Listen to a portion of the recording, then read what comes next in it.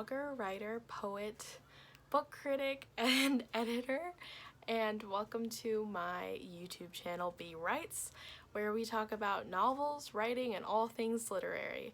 Today I'm going to be reviewing Diane Setterfield's novel, The 13th Tale, and stay tuned, brew yourself up a cup of tea, and find out why I gave this book a 5-star rating. I'm gonna start by telling you when this book was first published. That was 2007. And you know, there's nothing wrong with reviewing a book that's 13 years old now. And you know, it's crazy to think that this book was published when I was nothing but 3 years old. Yeah, do the math. I loved it, and I'm gonna start my review by saying that because why bother? You know, I'm not gonna be bashing it, and if you want to see that, then you're not gonna see it this time. So if you want me to get really happy about something I love, then keep watching, but I'm gonna start by reading the back cover, kind of like the summary of the whole book. Okay, so it reads: reclusive author Vida Winter, famous for a collection of 12 enchanting stories, has spent the past 6 decades penning a series of alternate lives for herself. This is where it gets interesting. Now old and ailing, she is ready to reveal the truth about her extraordinary existence and the violent and tragic past she has kept secret for so long. You're gonna want to read this. Calling on Margaret Lee, a young biographer troubled by her own painful history, Vida disenters the life she meant to bury for good. Margaret is mesmerized by the author's tale of gothic strangeness, featuring the beautiful and willful Isabel, the feral twins Adeline and Emmeline, a ghost, a governess, a topiary garden, and a devastating fire. Together, Margaret and Vida confront the ghosts that have haunted them while becoming finally transformed by the truth themselves. So in short, my kind of, how I would put the summary for myself is, yes, a biographer. And the thing about this book is you don't really read it for the characters, you know what I mean? Because there's some books where you're really in it for the characters, and then there's those other books where it's like you're in it for the plot. And for this one, since it's a mystery, I was really in it for the plot. Because the characters were good and they were well, you know, created, but I don't know, they weren't my favorite. I think my favorite was actually the author, Vida Winter. She was just very, not sinister or dark, but just kind of very mysterious. And she made it very interesting because she would say one thing, but she meant something else, and she's just very secretive. And I loved that, you know, just very, you know, cryptic.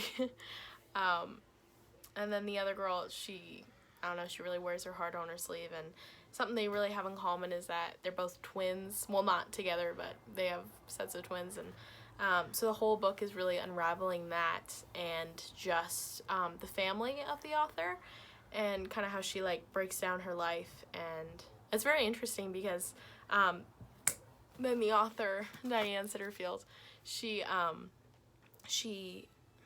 does this interesting thing where Vida starts saying, or like they, them, like distancing herself from her very own family, which gets revealed at the end, but plot twist, spoiler, I won't mention. And then it changes from saying like me, my, when they're actually going into her life. And if you catch where she kind of says that, it's really interesting while you're reading it. And I think it's very crafty.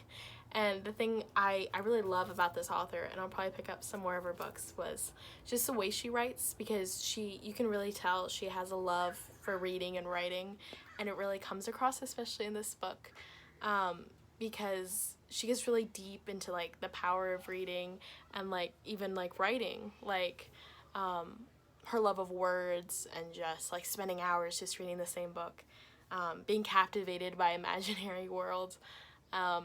And I love that because I've never really seen that like come across in a different book before, and it was very fun to read. Going back kind of into the characters, there is this guy that the biographer meets. I think his last name is just like, his name is Aurelius Love. I hope I'm saying that right, but she meets him there, and she's kind of going back to the author's house where she grew up. and they meet, and he's just very goofy. And the whole thing about him is he doesn't really know who his family is because he was like adopted, and I don't know, it gets weird. But she's just trying to help him like figure out his past, and I think that's technical really difficult, and difficulty. that's why he was my favorite character. And he's like a giant, and when they first met, he like scared her or whatever. But he's just very goofy and comedic relief, of course. I don't have a least favorite character, but the thing about this book was I was expecting some sort of subplot of like romance or something, because it's just a mystery. Like, I didn't really see any other subplots. Themes, I guess, is like digging up the past or figuring out what this is all about, you know, being a little investigator. And another theme is just like family and confronting like the past. I got hair on my face. You. Confronting the past and just accepting what happened in the past and knowing that your past isn't what makes you you. Past, I think that's what I got from it.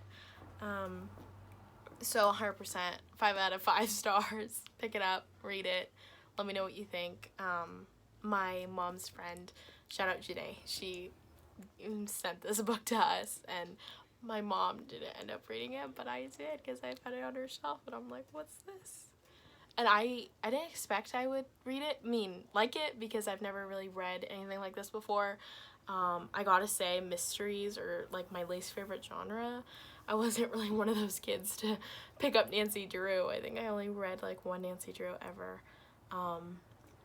Yeah, but I gotta say it's my favorite mystery of all time. Just gonna do a quick self-promo for my Goodreads review if I get around to doing it, and also check out my blog because this will be on there. But I gotta say, a critique for this, I don't know, add a romance subplot because I love those.